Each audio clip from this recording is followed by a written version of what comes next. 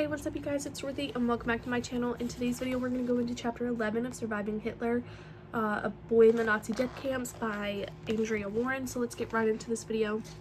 This video may contain sensitive topics and foul language. If you do not wish to continue, I suggest you click off the video now. You have been warned. The miracle. Every morning Jack woke up starving. It is almost impossible to describe this hunger that consumed us, Jack said. It was a pain in the stomach so severe it alerted the mind. We could not think or talk of anything but food. Food, prisoners would say that if once, just once, they could feel full, they could die happy. Monique's fantasy was to have a whole loaf of bread all to himself. When I am a free man, he would say, his eyes twinkling with anticipation, I will have a big round of the best bread, and I will cut it up piece by piece and eat it just as slow or fast as I want. Jack's fantasy was much more elaborate. My perfect meal prepared by my mother, of course, begins with rich chicken soup, brimming with fat handmade noodles. This is followed by succulent roast duck, all you can eat. There are so many side dishes you can hardly count them, potatoes of all kinds and cabbage and every other vegetable and delicious breads. By then we have eaten so much we are in a daze, but we finish with some delicious apple strudel and a glass of lemonade made from real lemons. As his stomach ached from hunger, Jack's memories were of wonderful family dinners when his mother would beg him and his sister and brother to eat more even though they were already stuffed. With his reveries ended, he was still in a filthy, threadbare, lice-infested uniform in a miserable camp crowded with starving and dying prisoners. Each day, prisoners got the thin soup and the foul bread, but portions grew smaller and smaller. Typhus was taking many lives. Monique worried he would catch it because he had never had it. Jack's fear was not typhus, since he had already had a light case, but starvation. Either he would actually starve to death or become so weak that he could no longer work, and then he would be shipped to the gas chambers. At some point, the prisoners knew 1944 had become 1945. That winter was the worst yet. Jack and Monique were taken by truck with other prisoners to various places to help clear the rubble left from Allied bombing raids over Germany. All day long, they removed debris from destroyed buildings. The few civilians they saw in the distance seemed dejected and hungry and paid no attention to the prisoners. Did the bombings by the combined forces of France, England, Russia, and the United States mean Hitler was losing?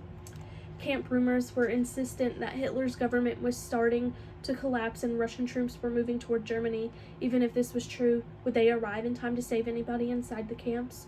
Jack could feel his strength ebbing away.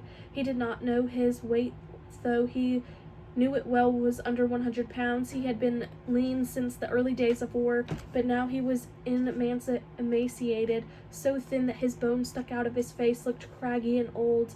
It would take a miracle for him to survive much longer, and miracles were in short supply in the concentration camps. Then one occurred. First, Jack and Monique were ordered to report to a storage room next to the kitchen to peel potatoes for the guard's soup.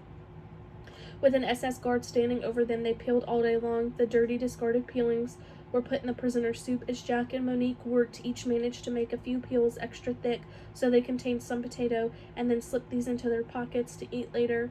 Even this tiny bit of nourishment they knew would help them stay alive a little longer.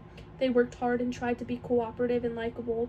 Monique was soon telling jokes, determined to get the guard to smile. Each day it was the same guard. Like all guards, he acted stern and unfriendly and often threatened to beat him if they did not work faster.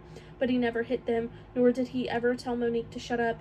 And then one day, after several weeks of peeling potatoes, weeks they were grateful to have the peelings and not to be working outside in the freezing cold, they reported for work and were told by this guard that the cook and his helper had come down with typhus. Jack and Monique, he said, must take over the cooking. We could only stare at him in astonishment, recalled Jack. He had gotten us this job, but he would not look at us. And we did not see him after that. Being a cook was the most valued job in the camp, as long as there was any food at all. Bad as it was, the cooks would not starve. You did not need to know how to cook. All you did was boil water and vegetables together to make the thin soup.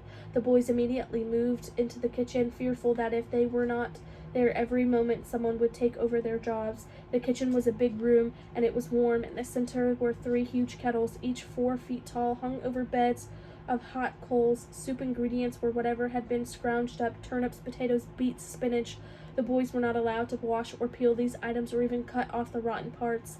The spinach was full of sand. It felt like grit in your teeth. The soup always smelled and tasted horrible, but we were all used to it, Jack said. The soup cooked slowly all night in these huge pots. We made up a little bed in the corner and took turns sleeping, making sure one of us was always awake and alert. We took our job very seriously. The guards came and went from the kitchen, but there were times when no guards were actually in the room. When we were alone, we stole what we could for ourselves and to give to our friends. The guards' food was cooked elsewhere and brought to the camp for Jack and Monique to heat and serve. When we dared, we took some of it and made a little soup for ourselves in a small pot we had found, Jack said. There were shortages of food everywhere, and the guards' food was not much better than ours, but at least their vegetables were clean and not rotten, and their bread was not made with sawdust. One time they had their little pot cooking when they heard the guards coming. In a split second, the boys grabbed the pot and plopped it deep into one of the big kettles of soup. Once when loaves of the sawdust-filled bread, which was baked away from the camp, were being brought into the kitchen, Monique distracted the guard who was continuing them. Because of this, the guard ended up undercounting the delivery by 10 loaves. The boys hid the extra bread under the coal beds and kept some for themselves and slipped the rest to starving friends. Food had become so scarce that each prisoner was issued a monthly meal ticket, which was punched when he went through the food line to prevent the possibility of someone going through the line twice. Jack and Monique had tickets but did not need them.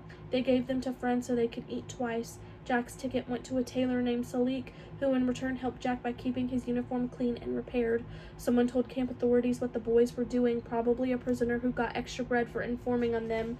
The boys were pouring water into huge soup kettles when guards descended on the kitchen. We heard their boots stomping toward us outside the building, Jack said. They stormed through the door and surrounded us, their guns pointed at us. We threw our hands in the air, certain we were going to die, though we did not know why. A minute later, we heard a commandant of the camp came in. I will never forget him. He was all shiny boots and official uniform. He was an older man, tired-looking with gray hair. He glared at the boys. "Give me your meal tickets," he demanded gruffly. "We had them in our pockets," Jack said, "because we both insisted our friends give them back to us each time they used them, just in case this very thing happened." With shaking hands, they handed over the tickets. Jack knew they could still be shot. Any excuse, even an accusation that could not be proved, was enough. By the commandant looked satisfied, perhaps even relieved. He signaled the guards, and they left without a word. Jack and Monique collapsed in relief. "I do not know why he spared us," Jack said. "Prisoners were killed all the time for far less." But he could tell by the low camp numbers on our uniforms that we were both old-timers. He was one himself. Maybe that was why. Once a horse wandered up to the camp gate. It was skinny, bony old horse, probably diseased, but to everyone in the camp it represented food.